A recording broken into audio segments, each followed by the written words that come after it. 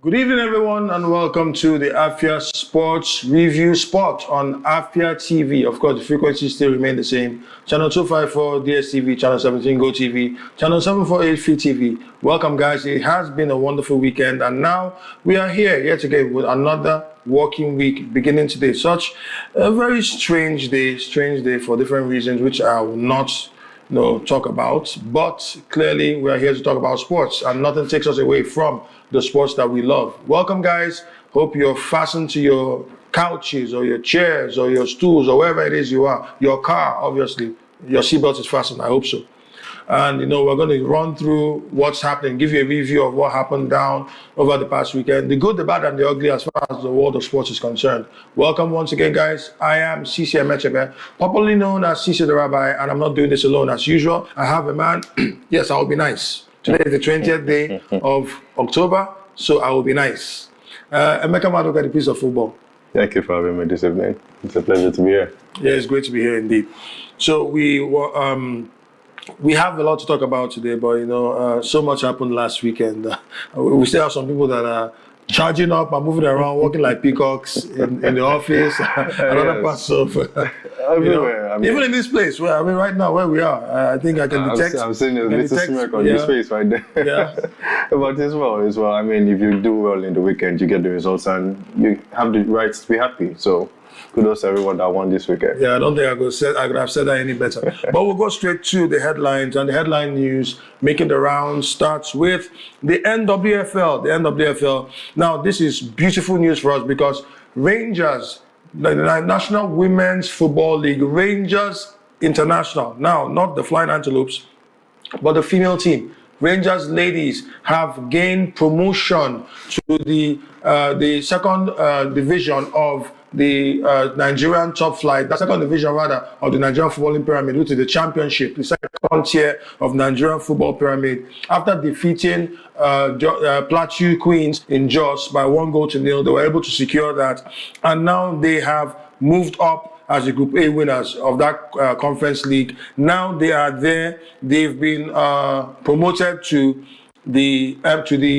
championship of the Nigerian football pyramid, and they did that alongside the Dream Star ladies, Solo Wonders, and Rosaria Victrix. So what that means is that we are going to be seeing this Rangers side a lot from now on. And considering the fact that it's been less than a year, just months, mere months, since the formation, the official formation of the Rangers ladies, we are happy to have our female team. So Rangers, as an institution that is inclusive in terms of gender, is good to go. So that is very, very good news from this part. And talking about news, the next one has to do with the NPFL. We are going to give you the reports about the NPFL results. There were many shocks, but one of the most outstanding shocks from the southeastern part is that Enyimba, the 9-time champions of the NPFL, were shocked at home by Warri Wolves. So a pack of wolves descended on them and showed them what it means to sleep on a bicycle, and that's exactly what happened to Stanley Eguma's boys. They were beaten 2-1 at home in Aba by Warri Wolves.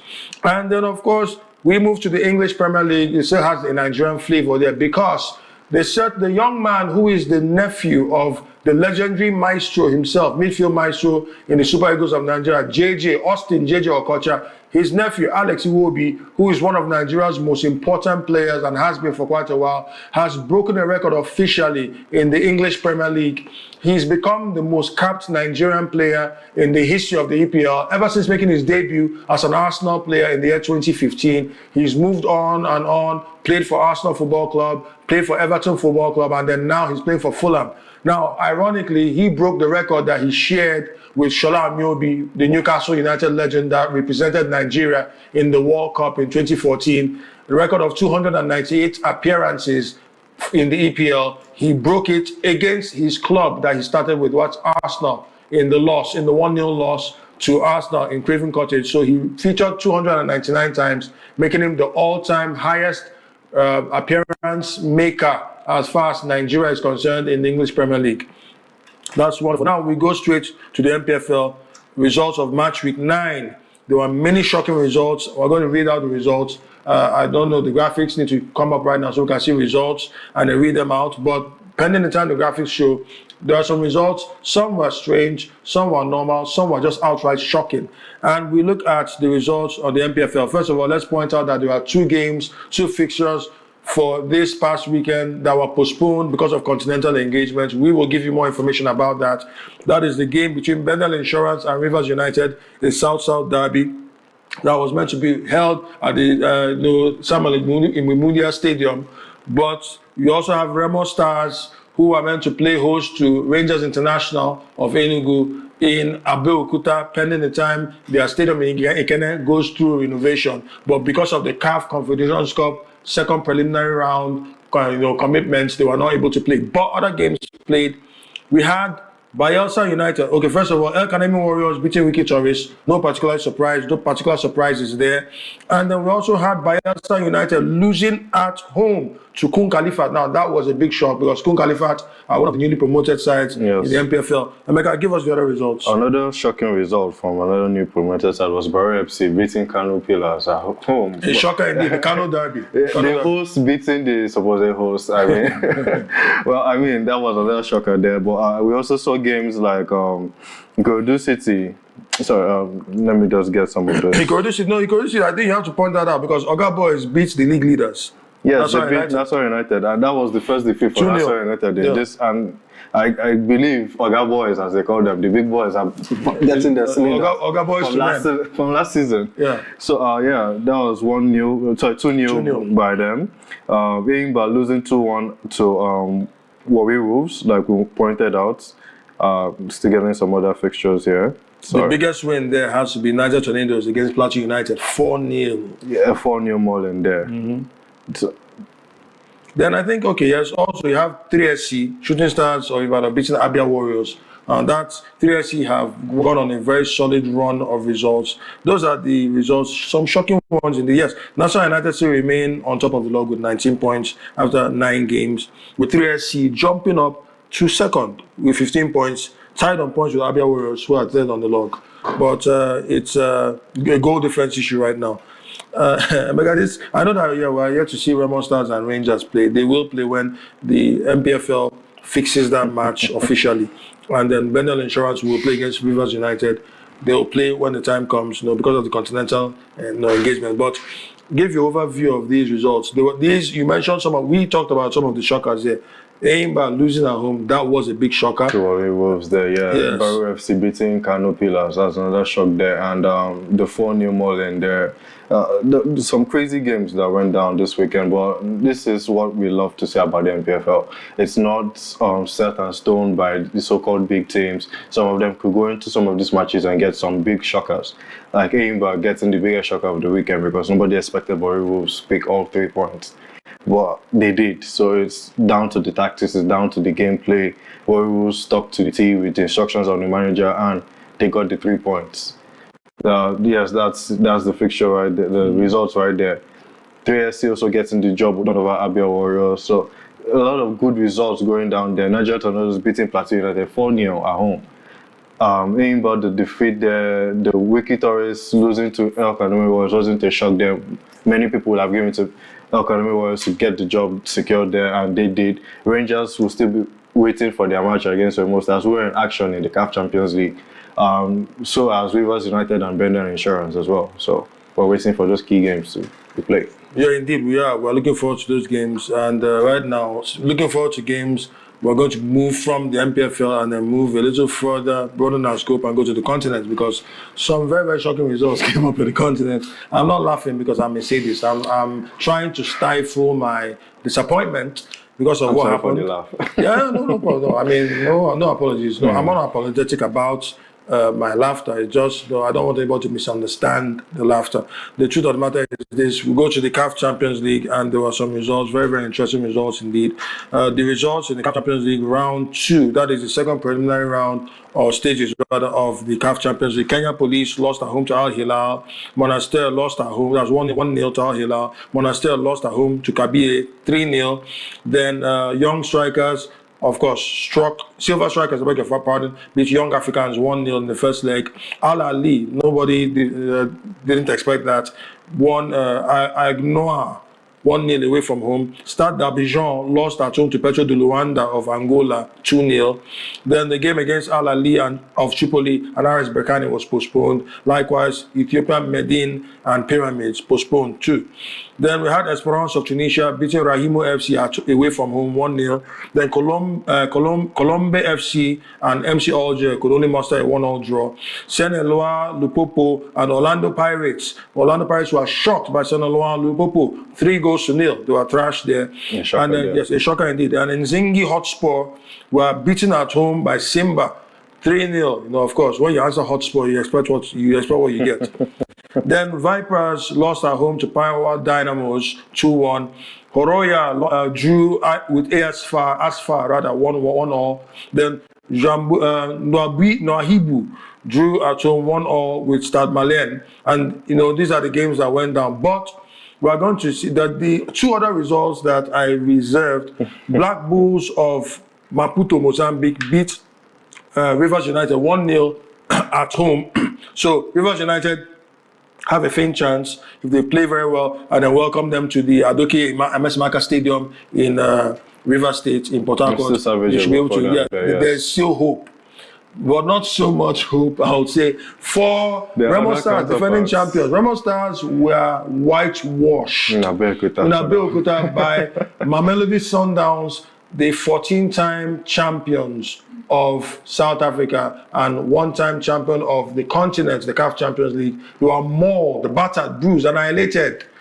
No, I lack the words to describe what happens there, but it was 5-1, which means it's just academic because you have, Remo Stars need to overturn this deficit in Pretoria on the 24th. Now, that seems like a very, very tall order because it's going to be a shocker. It seems like a tall mountain to climb because seeing Remo Stars getting 7 goals in that game seems highly unlikely. And it's never good to see, most especially a defending champion, going to the CAF Champions League and get trashed by such a big scoreline.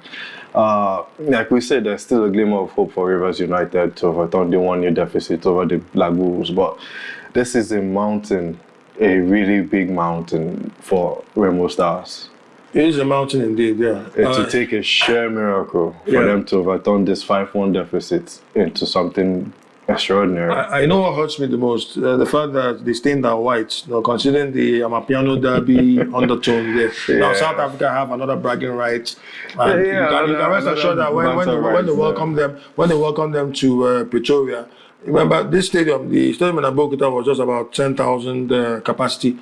Over there in Pretoria, it's more than 5 times the size of that stadium, over 50,000 capacity. How they're going to overcome the intimidation, the noise, the hostility, the toxic atmosphere. I feel for them, honestly. It's really going to be a bad atmosphere for both the manager and the players. But the professionals need to stay professional. So you have to go there. Yes, the job is hard, but it's not impossible. Where there is still hope, there is still a chance. I mean, we've seen it in the past with teams like Barcelona turning a 4-0 deficit and winning 6-1 in the Champions League. They were glorious from Matunda that year. So who knows? Like I said, another sheer miracle could happen. And maybe Remo Stars could win 1-0. You can see could win, but you can see the glow on the maker's face when I was talking about that moment. I mean, for obvious reasons. That's Barcelona, by the way. But anyway, there's no problem. We'll move away from the CAF Champions League and then go a bit further away, this time national team action on the world stage. But this time around, it has to do with the FIFA Under-17 World Cup that kicked off on Sunday, being yesterday, and Nigeria, oh my lovely Nigeria, the under-17 girls, Flamingoes, Bankole Oworokere was very disappointed because the girls tried to do whatever they had to do, but they were whitewashed by their Canadian counterparts by 4-1. Well, of course, the first goal was scored by Eastok, the Canadian, in the 2nd minute, and then Joseph, Queen Joseph, restored parity in the 30th minute, and then they held on, did all that they could do, only for the Canadians to score late in the game. In the 73rd minute, the winning goal was scored there by Kekic, and then Amire went on to score a brace to complete the whitewash. 4-1, beating Nigeria 4-1. The Flamingoes beating them 4-1 in the Group D encounter, Group D opener. Very disappointing, but these girls know the importance of bouncing back. They have to bounce back from this because they have other games to play. They still have France under 17 and Samoa under 17. These are games that you might need to pick up points from. Looking at that group there, it seems like it's already started to gloomy start for the Flamingos there because they've lost to Canada 4-1. And I believe they still have a powerhouse like France to play. Yeah, many people will not really put San Marino as a tough team. Samoa as a tough team, but you never underestimate anybody. I mean, I think that's what the ladies did here against Canada. They underestimated their opponents and they got whitewashed 4-1. They have to try and take the game to France and Samoa. They have to try and win those main 2 games and save the tournament. That's just what's happening. So that's what needs to be done, and Bankole Oluokere has a lot of work to do, and we're hoping that he does the needful and gets everybody firing. You know, this girl, Shakirat Moshood, the captain, for instance, who has been nominated, we'll talk more about that, as the Young Player of the Year in the CAF Awards for female. She really needs to step up her game, and then also you see someone like Miriam Yahya, who scored a hat-trick against, I think it was Paraguay in the last preparation game before this. So everybody needs to step up and get counted. Very important to know the point you're making. Okay, so really the girls were thrashed 4-1, but the good thing about it is that it was the first game, a reality check, and it's time for them to really face their front and do what needs to be done and get back to winning ways, because Nigeria has been going through a bit of a dark cloud in terms of sports, football in particular, and this is a moment of redemption for us. So we wait and see what the girls are going to do when they come back. As for waiting, please, we're going to have to ask you to wait a bit because we're going on a very short break. We'll be right back after this brief break. Stay tuned. This is still the Afia Sports Review Sport on Afia TV. Not touch that dial. Afia Sports Review Sport on Afia TV. Frequencies still remain the same. Channel 254 DSTV, Channel 17 Go TV, and Channel 748 Free TV. We are now away from the African continent and we are in Europe, and we begin with the English Premier League, which served up a lot of action, tasty action on match week 8. So 8 games played, 30 games to go, and it's looking very, very interesting at this point. Of course, the early kickoff led to a kick out. If you know what I mean, you know what I mean. And that was Nottingham Forest losing at home to 10-man Chelsea. Of course, that's some things in life have become constant. Rain, taxes, death, and Chelsea getting red cards every now and then in games, whether they win or lose. Right there. Yeah, Malagusto, of course, now it was just one of the latest in a string of rash-headed players who don't just like to take an early bath or a bath in the first place. So Chelsea beat, or rather thrashed, Nottingham Forest 3-0 after a very uneventful first half. They came to life in the second half, and Enzo Maresca's boys put the final nail in the coffin of the embattled manager, referring to, of course, Ange Postecoglou, the Australian, who was the former Tottenham Hotspur manager and who won with them and for them the Europa League. Now in Nottingham Forest, he has set the record for being the shortest-lived Premier League manager in history. 39 days after his appointment and 19 minutes exactly after the final whistle of that game, he was shown his marching orders. So that's a legend indeed. No, Ange Postecoglou. That was the early kickoff. And then other games we had Burnley beating Leeds United. That's a promotion 6-pointer. Too early to talk about relegation. But these two sides were promoted from the Championship alongside Sunderland. So the promotion 6-pointer, where Burnley, the Claret and Blues, came out on top at Turf Moor. Then Sunderland, talking about promoted sides, Sunderland also got a win against Wolverhampton Wanderers. Winless Wolverhampton Wanderers 2-0. Now Wolverhampton Wanderers are the only team in the EPL so far that are yet to record a win. And that is shocking, absolutely shocking. Crystal Palace, a mental game, I think mental is the right word to use, a 6-goal thriller between Crystal Palace and Bournemouth at Selhurst Park, where Bournemouth were leading for a good deal of the game. And then eventually Bournemouth could only muster a point in a 3-3 draw that had the hero himself, Jean-Philippe Mateta, grabbing a hat-trick and missing a gilt-edged chance to score the winning goal, which would have been his 4th goal in the game.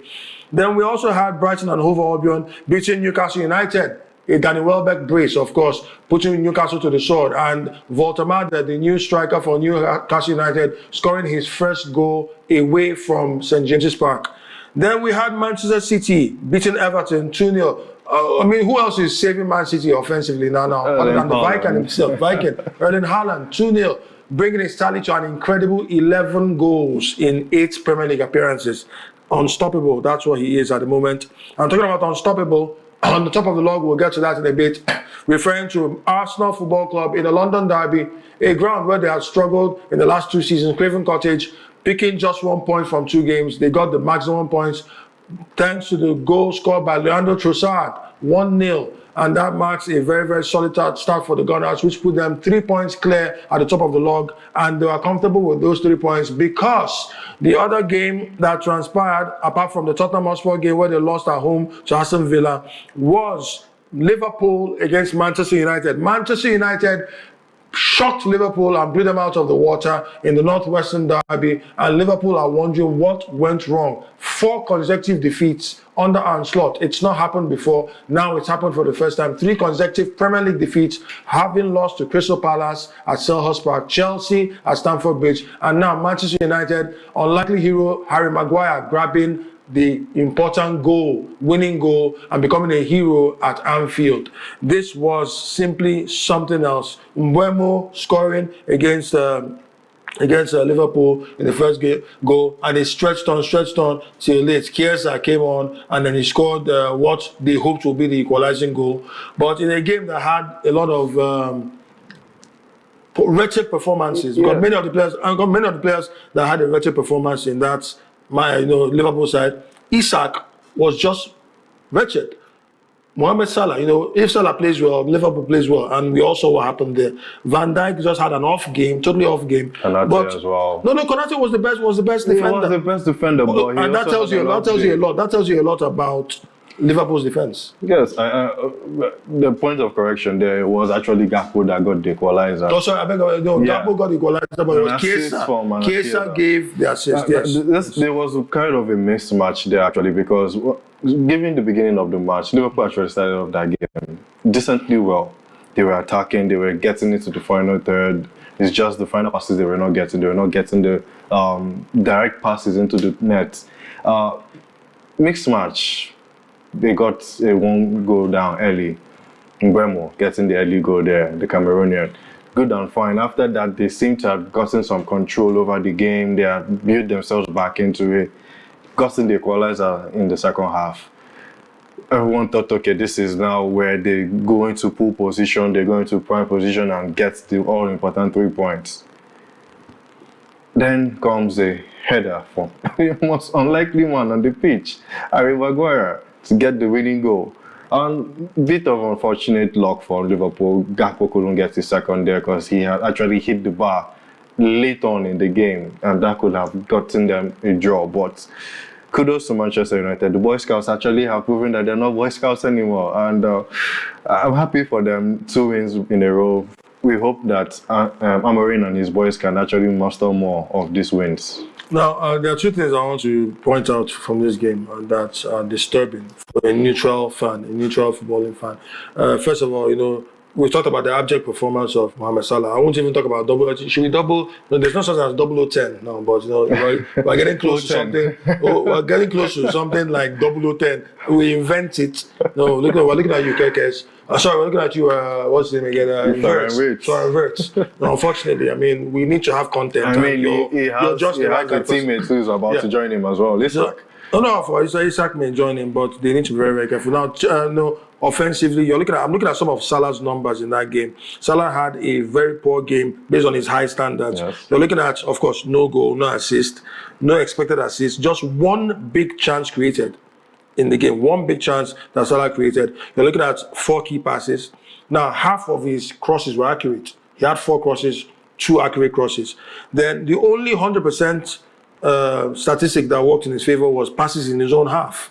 Mm-hmm. He had 3 passes in his own half, attempted 3 passes, and he made those 3 passes. Then you're looking at also the accurate passes. Yes, fine, 14 out of 19, which gives you a 74% conversion rate, and the passes in the opposition half, 13 out of 20. But Salah just the long balls, of course, accurate long balls. He attempted it, didn't get, wasn't able to pull it off. Salah, I don't know. I don't know how to describe the issue of Salah because I'm looking at Salah's problem. Salah was the one that pretty much, and I think many Liverpool fans will argue about this, but last season Salah was the talisman that carried Liverpool on his shoulders all the way. He scored the highest number of goals in the EPL, got the highest number of assists in the EPL. But you look at that, look at the statistics there. Look at those ones on the board there. Last 10 minutes at Anfield. I wanted to hit on this exactly because the last time Manchester United got a win at Anfield, 2016. That was 2016. And January, almost 10 years. Almost 10 years ago. Almost 10 years. January 2016. So this is to tell you how dominant this fixture has been by Liverpool for the past 10 years or so. And to see such a lackluster performance from not just Salah, but from Virgil van Dijk and the rest of the team. I think the only Liverpool player who had, or maybe two Liverpool players that had their head held up in pride was Gakpo and maybe a Szoboszlai who had some one or two key passes in the final thirds, defensive contributions there. The rest of the team were poor. The goalkeeper had a terrible day. Van Dijk wasn't just Van Dijk anymore. Konate, who was the best defender for Liverpool, which tells you a lot. I mean, this is Konate who has had a torrent of bad games in the past 5 or 6 games, I can see. It tells you that there's something going wrong for Arne Slot and his men. This is 4 consecutive losses on the road, both home and on the road. There's something that needs to be done there. I mean, this is not the same team that won the Premier League last season. Okay, could it be a reality check? Like coming down to it, say, okay, welcome to the Premier League right now in your second season. I think this is the league telling Arne Slot, you're welcome to the league. Yes, you got lucky last season. Everybody wasn't just up to par with you. You won the league. Take nothing away from your performance last season. It was incredible. It was good.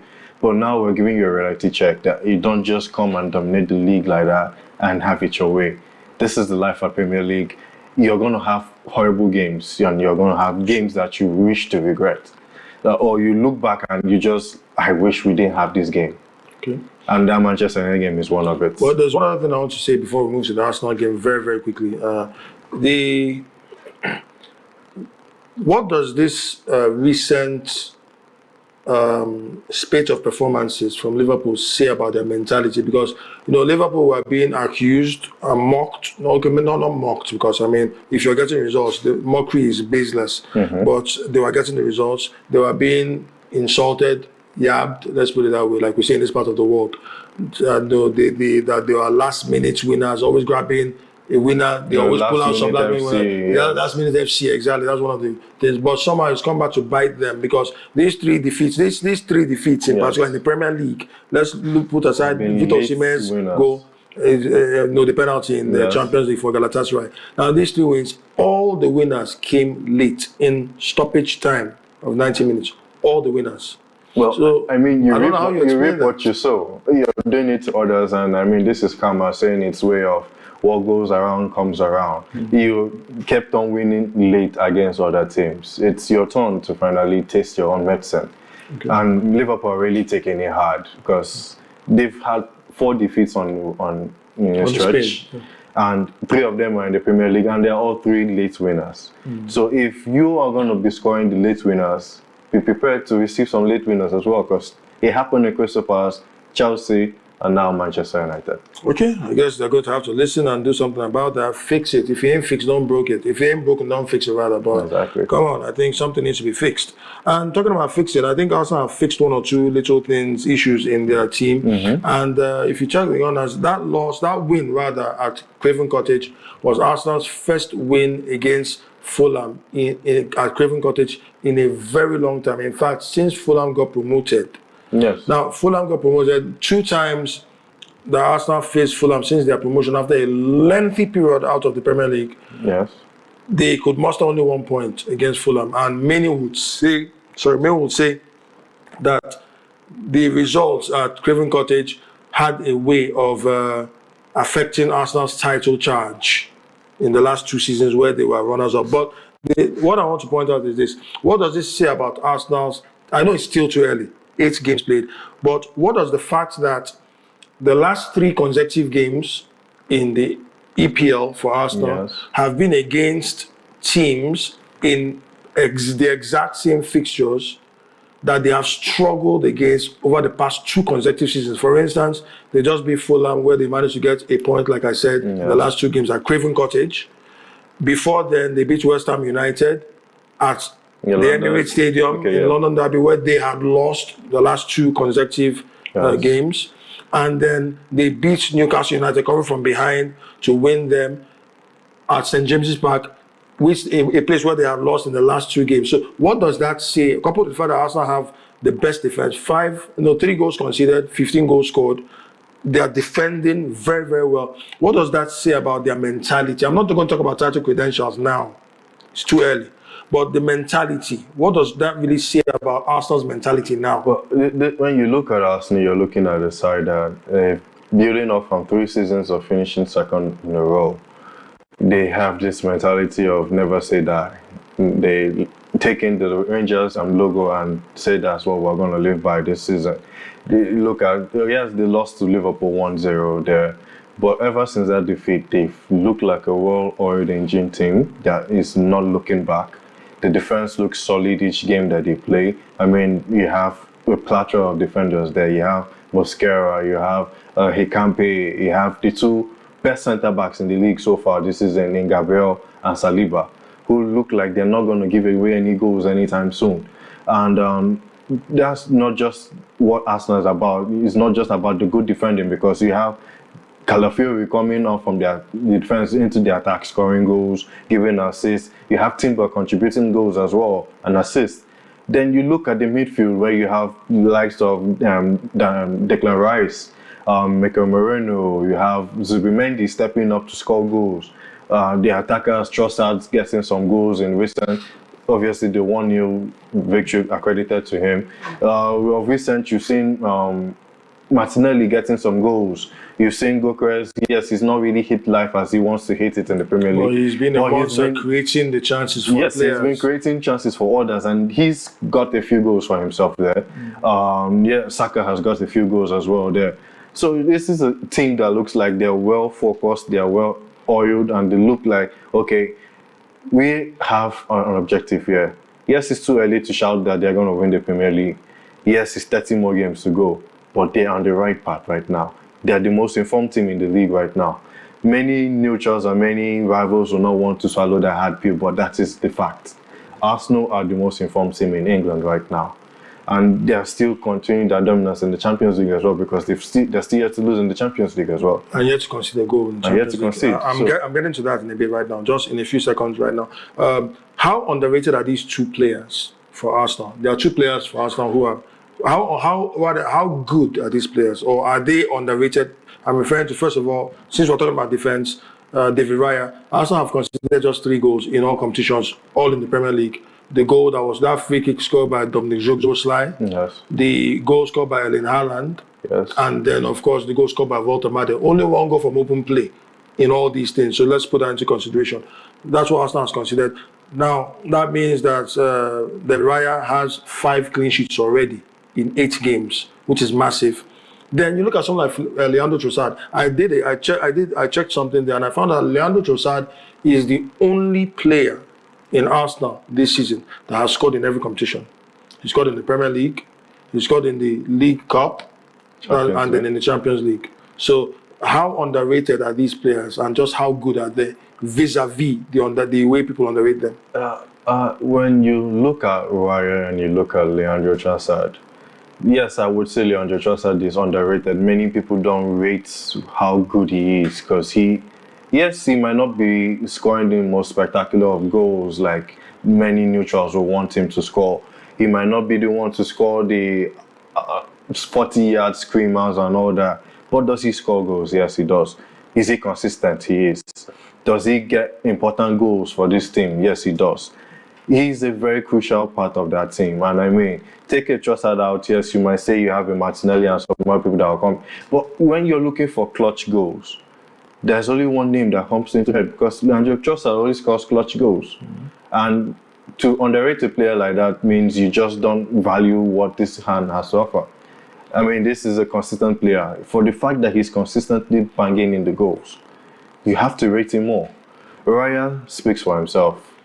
From last season, joint top clean sheets winner with Marcel's.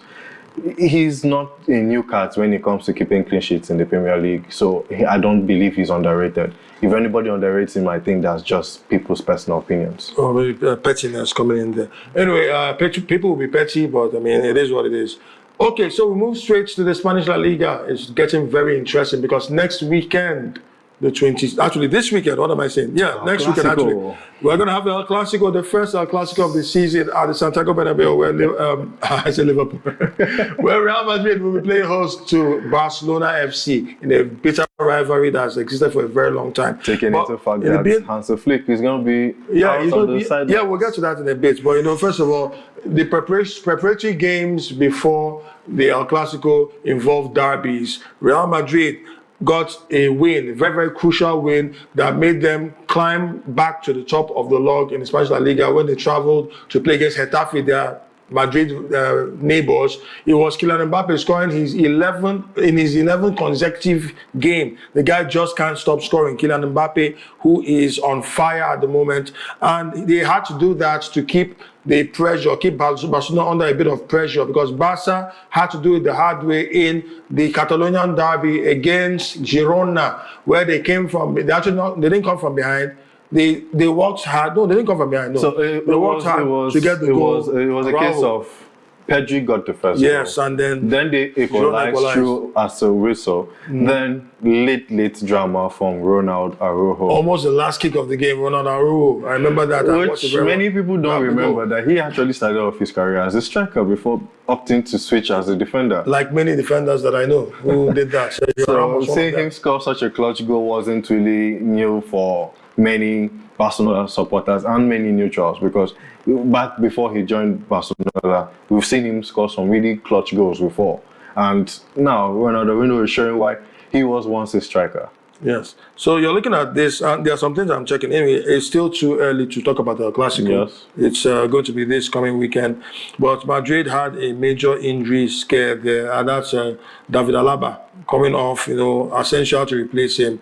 And we will still check how far with his health, whether he's still going to be fit enough for the Clasico. But Madrid are missing the service of Dani Carvajal, Dean Huijsen, then of course Trent Alexander-Arnold, Antoine Rudiger, Ceballos rather, and then Ferland Mendy. So a lot of defensive issues there.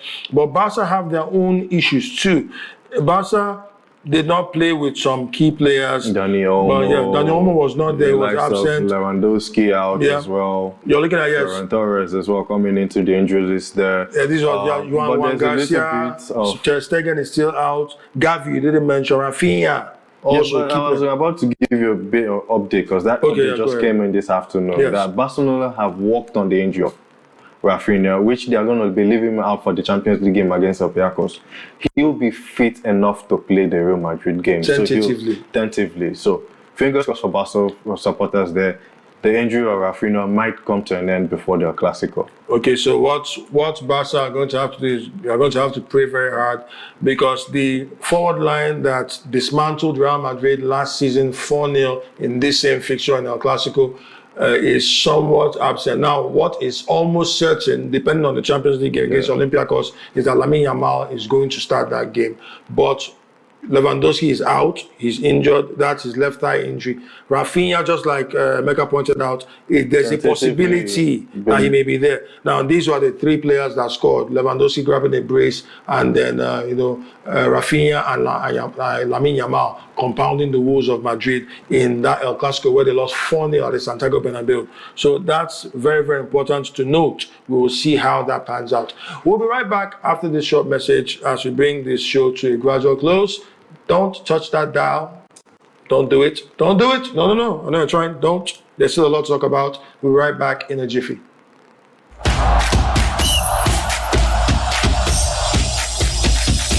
Welcome back to the Afia Sports Review Spot on Afia TV. This is the final lap of the Afia Sports Review Spot, and we are going to give this information right now concerning the CAF Awards, it's just one-sided at the moment because we still are waiting for the male nominees to be released. When that gets released, we're going to let you know. But we are proud to say that the female nominees are well represented. Nigeria is well represented in the female nominees in the CAF Awards that will be coming up very, very soon. And definitely we have 9 nominees, 9 Nigerian nominations there. First of all, we have Coach of the Year. There are 2 people that are candidates for Coach of the Year. We have Bankole Olorokere. Yes, he's not happy about the 4-1 loss that his girls, the Flamingoes, suffered at the hands of Canada in the current ongoing FIFA Under-17 Women's World Cup, but he was still nominated because of the excellent form that the Flamingos have been in.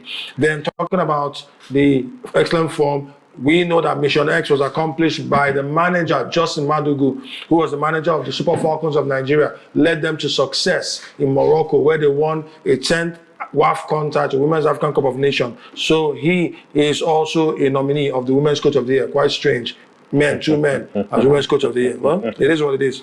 Then Player of the Year, we have also Mommy Gio herself, Rashida Ajibade. She is a nominee. She was a player of the tournament in WAFCON and a deserved nominee for African Player of the Year, Women's Player of the Year. Then you have Esther Okoronkwo, her teammate, who was simply one of the clutch players of the tournament. Esther Okoronkwo with a sweet left foot. She was also nominated. She was the player of the game, woman of the match, yes, and also one of the nominees for Player of the Year. Then we have, of course, who else? The 4th best player according to FIFA Ballon d'Or in the world, referring to Chiamaka Nnadozie, the Brighton and Hove Albion and Super Falcons goalkeeper. Safe hands indeed. She finished 4th. So definitely this is something that's going to push her in front as one of the front runners. Then the Young Player of the Year has to be Shakirat Moshood. She's a nominee, captain of the Flamingos. We're hoping that she bags that award. Then we're looking at the Women's Club of the Year, Bayelsa Queens, who won the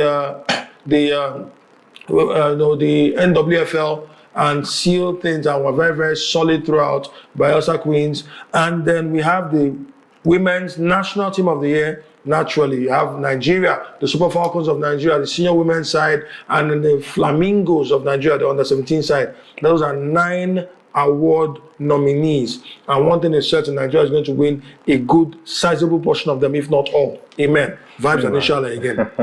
Well, I mean, it's good to see that there are a lot of nominations for Nigeria, most especially when it comes to women. You've seen the junior and the senior team there. We're seeing the under-17s there for the women, that's the Flamingos and the Falcons there. We're seeing Coach of the Year for the women, both of them. So yeah, it's good to see these nominations come up.